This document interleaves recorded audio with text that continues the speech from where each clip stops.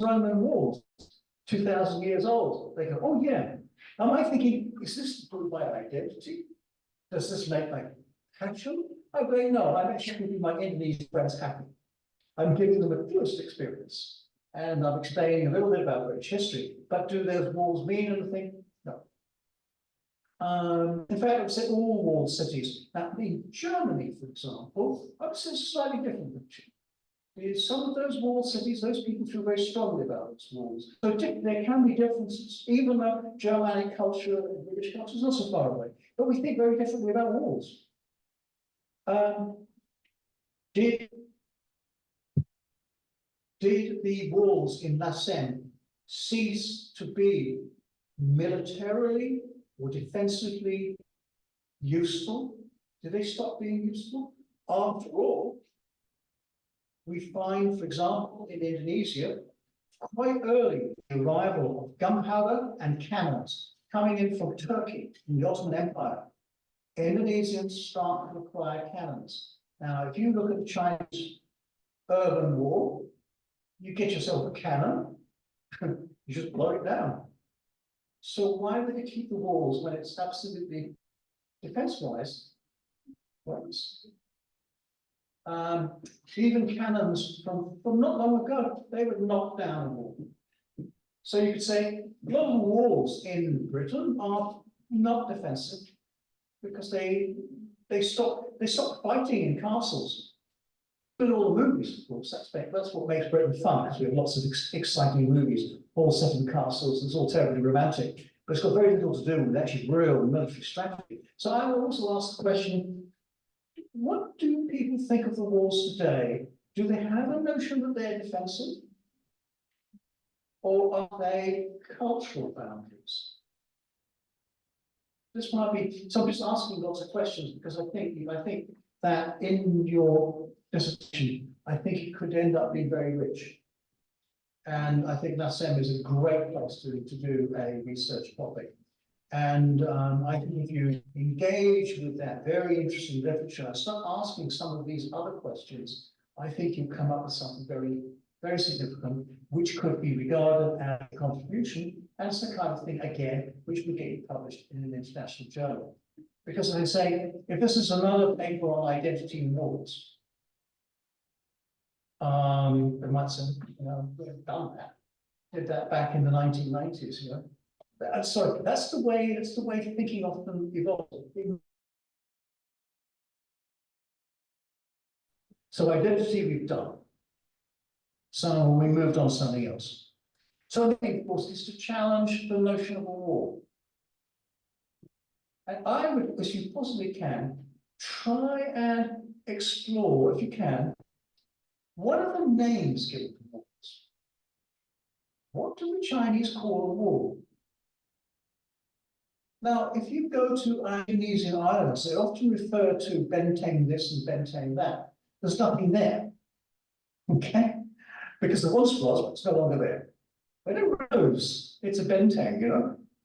But no one quite thinks anything there. It just happens to stay on in memory. So I would say walls, what does it mean? And try if you can with the people in Lasan, if they're still, my guess is they're mainly Fujian, find out what they say they are, and get them to talk about walls. So maybe interviewing them, this way, qualitative method can be really developed. Get them to tell you how they think of the wall. And I am very intrigued by one of your diagrams, the wall structure. This wall structure is hugely complex. And I think your challenge is to explain it. Because it is not just a perimeter wall. The wall around the Keraton in Yogyakarta is a classic perimeter defensive wall. Goes round. This one is walls within walls. So if I'm reading your dissertation, I want to know how come. Because if you tell me how come, I'll find it interesting. Okay? Because I think here is the diagram of your thesis. that needs explaining, and it needs explaining, and it needs explaining. And I'm going to give you a concept here, which is actually from an American anthropologist who spent a long time in Java. His name is Clifford Geertz, and he wrote Religion of Java. And it has many critics, the book, and he was very sensitive about his critics. But one of the things that Clifford is what's called thick description. Thick description. You could say that is a wall. Thin description. That is a wall that divides the PhD candidates at UGM from everybody else. Medium thick description. We can go on and so forth. In other words, I think what you need to do is get to a really thick description of what that means. What's going on there? And then I think you have something really good. And I really envy you because I agree with you that saying it's a very interesting place. So, was that useful? Yes? No? Oh no. Yes? Good. Right. We've finished for the day. So I think we should go, but I think we should come back at the time that says on the program tomorrow, which is 9 o'clock. And then if we finish earlier, then we just go away earlier. I think it's looking at the timing, we're getting through quite quickly. So I think we've got a longer list tomorrow, but I think we'll get through them. The pace we're going today, I've got a feeling for the pace. I think we'll be finished earlier. So I need to tell the organisers we'll probably finish earlier. Because there's no point of sitting here. Because it says on the programme, we end at the start, so just sit here waiting, like school kids waiting to go home, you know. So I hope you've enjoyed meeting me. I hope you found me helpful. And even a little, yeah, because I do like to have a bit of fun. So we meet again tomorrow. It's nice to meet all of you. Very interesting. Incidentally, hearing people's PhD projects that's all I do these days. I'm completely specialized on PhD, but I do nothing else. So it gives me an opportunity, and I have done this. Exactly what we're doing here, I've done it at Trisakti University. I've done it at Sunway University in Malaysia. I'm going on Friday. I'm doing the same again at Ubud in Bali. For me, it's always extremely stimulating. And tomorrow I'll give you just some overview points. I think you already know what they are.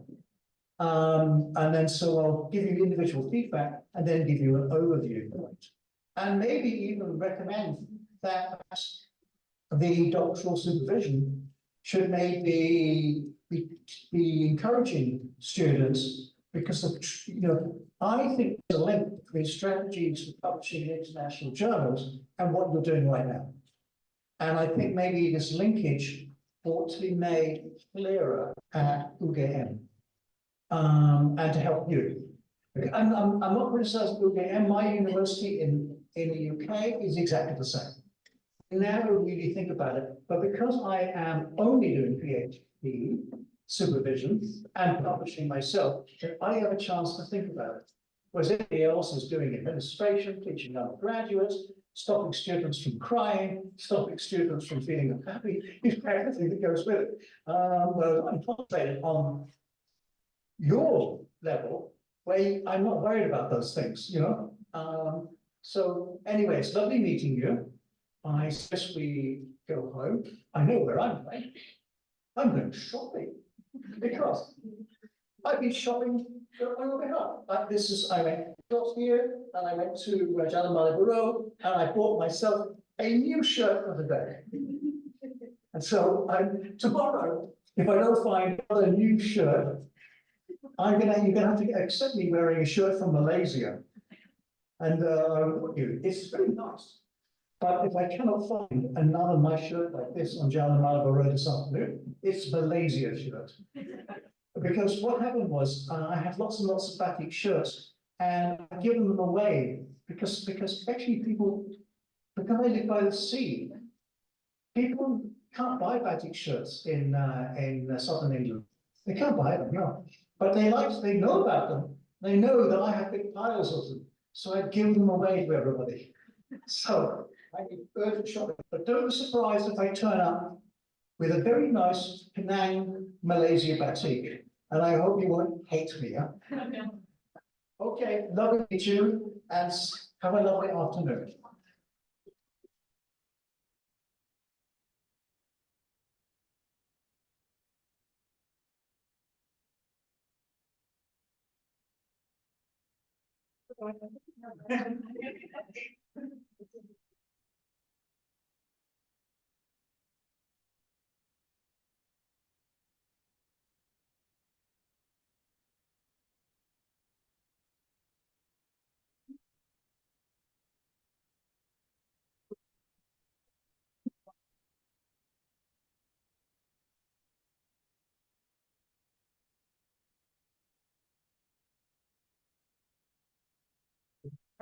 This one. Gimana? Kita lagi anu ya, untuk foto-foto mencoklat ya. Kalian tadi kan ketemu tadi bapaknya bertindak bapakmu ininya pilihan-pilihannya saya katanya ini sebagai Prof nilainya anugerah. Terima kasih teman-teman sudah meluangkan waktunya. Sampai ketemu besok lagi dengan semangat pastinya. Yang mau foto-foto silakan.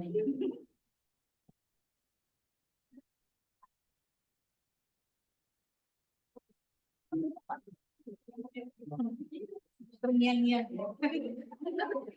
di depan persis depan ya guys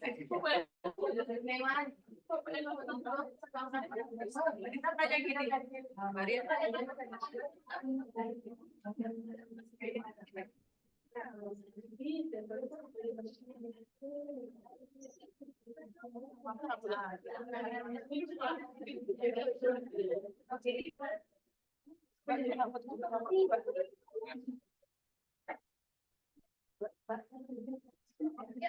kita tunggu sana.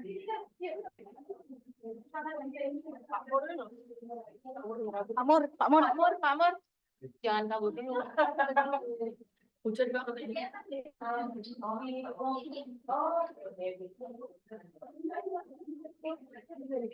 Senang ya, katanya banyak, aku loh sendiri saya. Baru sama dari angkatan 2023 cuma satu. Temennya mana? Di sini Mas Billy sih bukan dua. Lagi anak hilang ada tangan itu. Udah. Ini ngajar. Oh, jangan bukan. Ngajar lagi.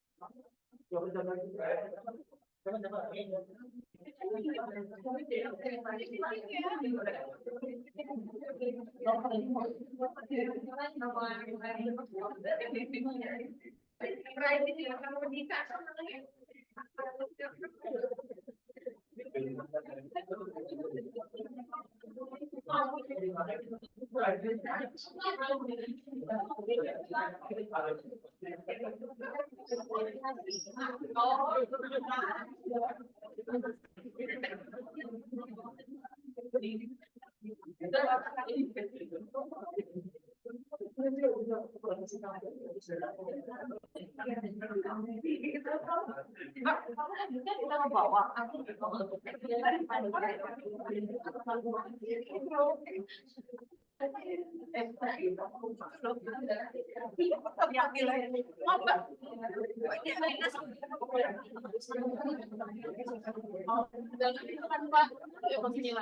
jadi dia bilang gini, gimana Pak?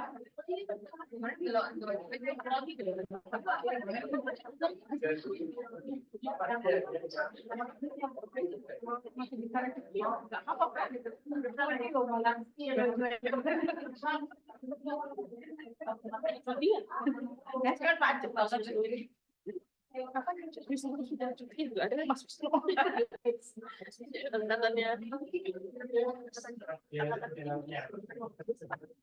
katanya 2022 ganjil harus cari apa cowok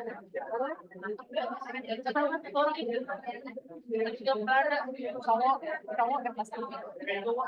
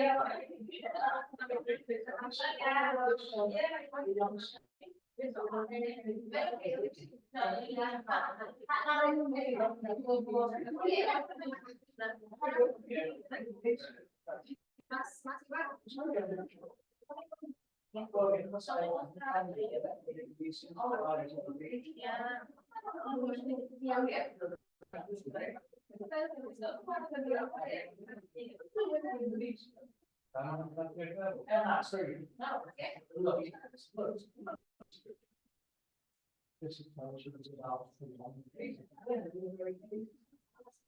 and so at first, I've never heard of it. And they say, why did you go there? To someone we would never heard. And I said, look, let's say. If I get a bit fluid here. So I would start with trying to figure out what.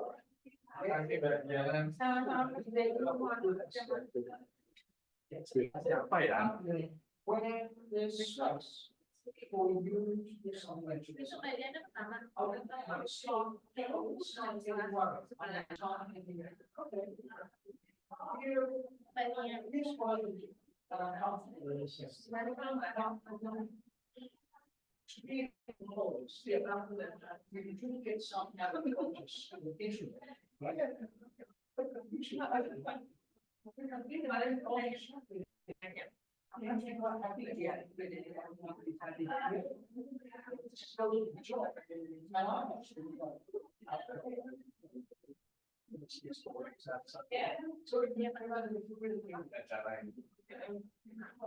Say I'm false.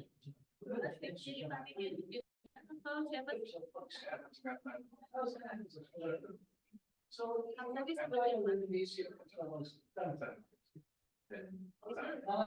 same thing. What kinds of research do you proceed to? Is that saving all the trouble? And the stress is yes, very stressful. Stress. So it's stressful. So I would then figure out, just figure out.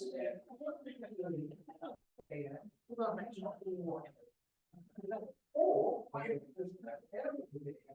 it's so interesting that you might want to jump in and say, hopefully it doesn't happen, but I think to in the Oxford.